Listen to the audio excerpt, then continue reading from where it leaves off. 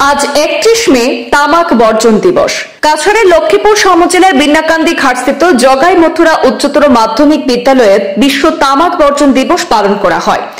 বেলা 11:30 নাগাদ বিদ্যালয়ের অধ্যক্ষ শিল্পজিৎ পালের সভাপতিত্বে অনুষ্ঠিত সভায় গুটকা সহ যাবতীয় তামাক জাতীয় দ্রব্য ব্যবহারের খারাপ দিকগুলি শিক্ষক ছাত্রছাত্রীদের সম্মুখে তুলে ধরেন উক্ত বিদ্যালয়ের শিক্ষিকা সেনাবী সিংহ, কৃষ্ণবতী সিংহ, শিক্ষক রঞ্জিত দাস এবং অধ্যক্ষ শিল্পজিৎ পাল।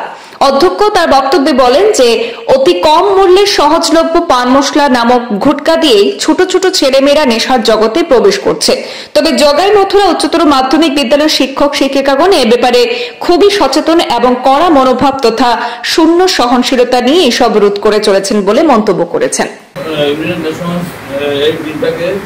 স্বীকৃতি দিয়েছে ওয়ার্ল্ড ওয়ার টোবাকো ডে হিসেবে পালন করার জন্য।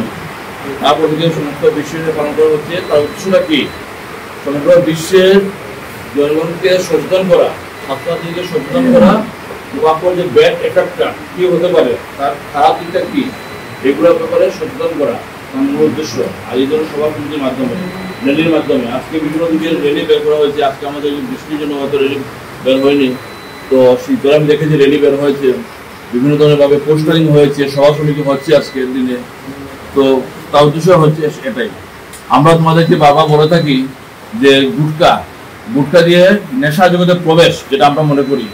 তো আমরা তোমাদেরকে সবসময় গুটকা ব্যাপারে আমরা খুব স্ট্রিক্ট, যে তোমরা কখনো আমরা গুটকা অ্যালাউ করি না। সেদিনও একটা ছেলে দেখছিলাম গুটকার তার স্মেল পেয়েছিলাম, তোমরা দেখেছো যে অ্যাসেম্বলিতে আমরা তাকে শাস্তি দিয়েছি। তো কেন সেটা করছি? তোমাদের ভালোর জন্য, তোমাদের স্বাস্থ্যের ভালোর জন্য। যদি তুমি এখন থেকে গুটকা সামান্য একটা জিনিস, অনেকে বলে এটা পান মশলা, সেটা পান মশলা না, সেটা দিয়ে নেশা যদি প্রবেশ করছে আজকাল। তো আমরা গুটকার ব্যাপারে কয়েকটা সাইড এফেক্ট আমি তোমাদের বলে দিচ্ছি। অনেক আগে সেটা রিসার্চ করে দেখা গেছিল যে গুটকা এত খারাপ, গুটকা যদি তুমি জলের মধ্যে গুটকা মিক্স করে রাত্রিবেলা একটা ব্লেড রেখে দাও, তো পরদিন দেখা যায় একটা ব্লেড, পাতলা ব্লেডটা অনেকটা ক্ষয় হয়ে যায়।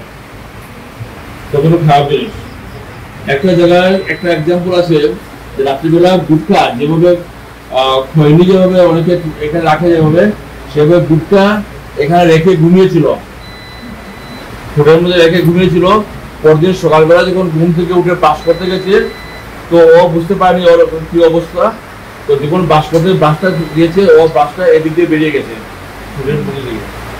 তো কতটুকু খারাপ জিনিস আমরা সেটা বুঝি না। আমাদের লক্ষ্মীপুরে একজন চাকরিজীবী মহিলা, একদিন আমি রাস্তায় গাড়ি করে যখন আসছিলাম ট্যাক্সি করে, আমার পাশে মহিলা বসেছিল, আমার ছোট বোন, আমার দাদার উপরে সম্বোধন করে।